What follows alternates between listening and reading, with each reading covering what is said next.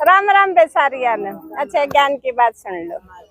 अच्छा, चित्तौड़ की महारानी थी और वह ना महल में बैठी बैठी ने सोच रही, अब जैसे मैंने गुरु रविदास है ना, उनकी बहुत महिमा सुनी है और गुरु रविदास के दर्शन करने चाहिए।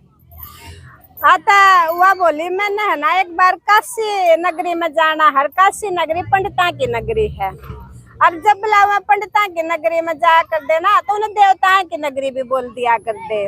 तो ये महाराजा महारानी तो बहुत दान कराया कर दे। तो वह बोली, मैंने है ना एक बार इसके रविदास जी के है ना दर्शन करने खातिर जाना है। तो बोली फिर अगर उधर जा रही हूँ तो उधर तो बहुत सारे पंडित भी हैं, देवताएं हैं, और मैं यहाँ से कुछ धन लेके चलती हूँ, कुछ सोने के मोर लेके, कुछ धन पैसा लेके वह चल पड़ी अपने सैनिकों के साथ है। और उधर पहुँच कर जो काशी शहर के पंडित थे ना, उनकी एक धर्मशाला थी और उन धर्मशाला ने भाई उसका बड़ा स्वागत करा।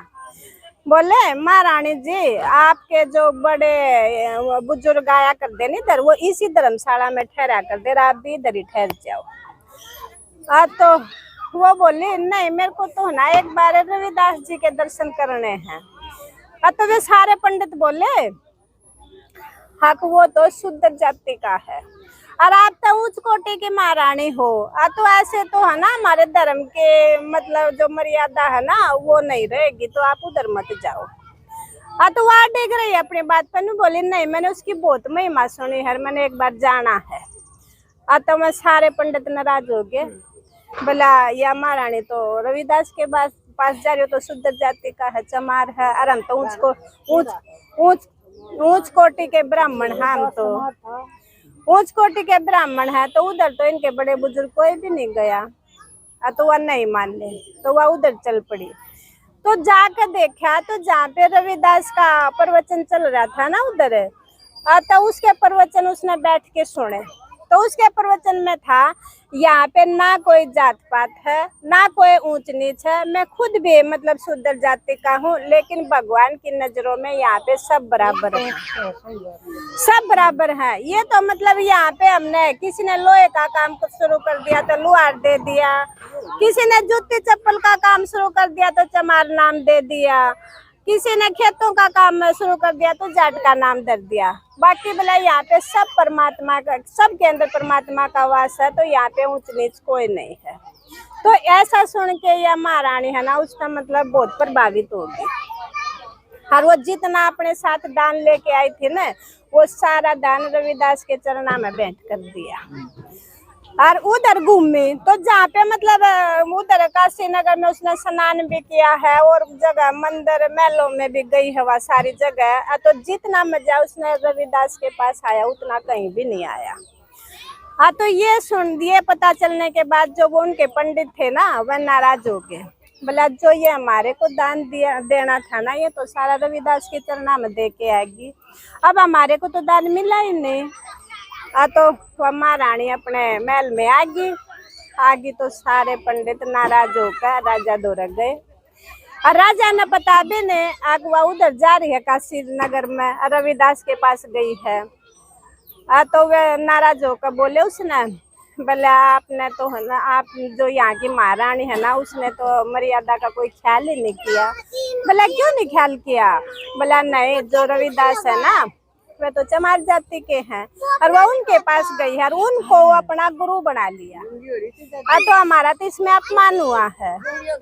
तो यह सुनकर जो राणा सांगा था ना वो भी बहुत नाराज होया, भाई ये तो अच्छी बात नहीं, हम तो उच्च कोटि के लोग हैं। तो वो है ना गुस्सा होकर आया महारानी दौरे, बोला महारानी जी मैंने एक बात सुना है, आप काशी शहर में गई थी और उधर रविदास के पास जाके आपने उसको अपना गुरु बना लिया।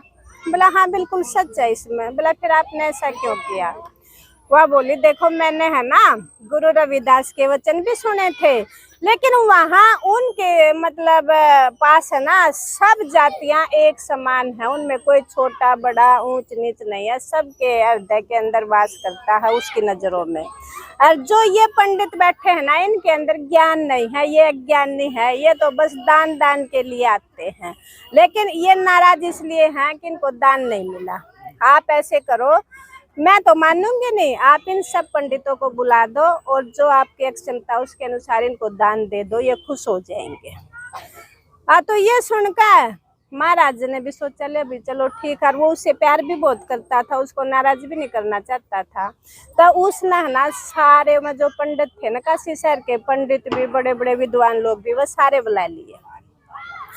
नो बोले भाई मैं आपको दान देता हूँ, कोई बात नहीं, हमारे दान देने की परंपरा है, वो परंपरा नहीं हटेगी। तो वो खुश होकर चले गए। तो एक दिन है फिर यह कहने लगी रानी कि मैंने तो अपने गुरु को अपने महल में खाने के लिए बुलाना है। तो उसने रविदास को खाने के लिए आमंत्रित कर दिया अपने महल में। और सारे ये जो पंडित थे ना, विद्वान लोग थे, सन्यासी थे, सारे ये बुला लिए।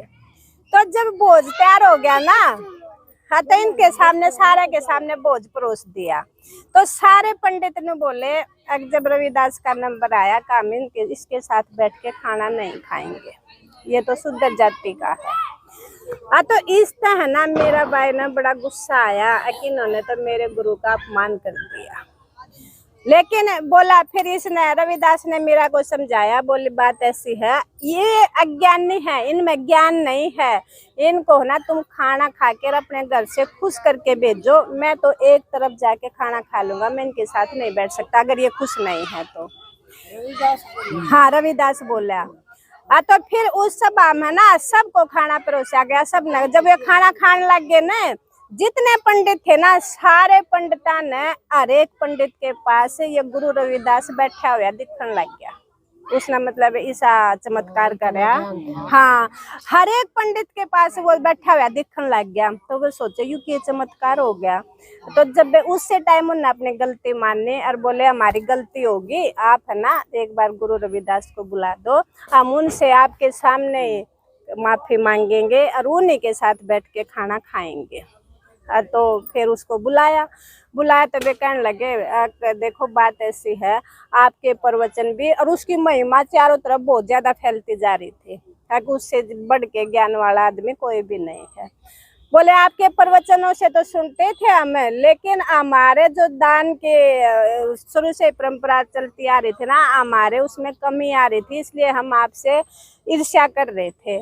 तो ये हमारी गलती है और आप हमसे बड़े हो सदा, और हम आपका अपमान नहीं करेंगे, जो अपमान करा है उसके लिए हम गलती चाहते हैं। तो फिर उसने उन सारे पंडिता ने ना उनके साथ बैठ के खाना खाया, उनको मतलब दक्षिणा दी, सारे खुश होके चले गए।